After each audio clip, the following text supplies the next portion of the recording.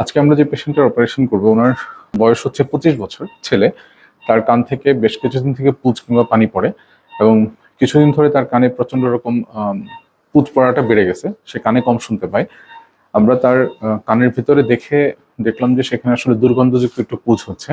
তার যখন CT scan করলাম তখন দেখা গেল এটা ওর বাম কানের ছবি, এটা হচ্ছে ডান কানের ছবি।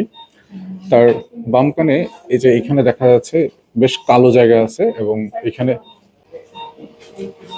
কানের ভিতরে যে হাড্ডি দেখা যাচ্ছে এটা হচ্ছে কানের পর্দা কানের ভিতরে হাড্ডি।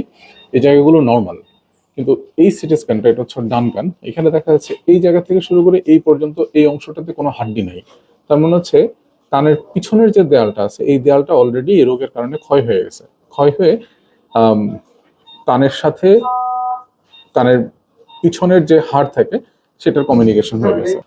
আমাদের কানের এই জায়গা থেকে কানের পিছনে যে হাড্ডিটা থাকে এই হাড্ডিটা অলরেডি তার ইনফেকশনের কারণে ক্ষয় হয়ে গেছে। ক্ষয় হয়ে যাওয়ার কারণে এই রোগটা যে কমিউনিকেটিং, এবং এইখানে যে হাড্ডিটা দেখা যাচ্ছে এই হাড্ডিটা আলটিমেটলি এখানে শুধু একটা স্পটের মতো দেখা যাচ্ছে।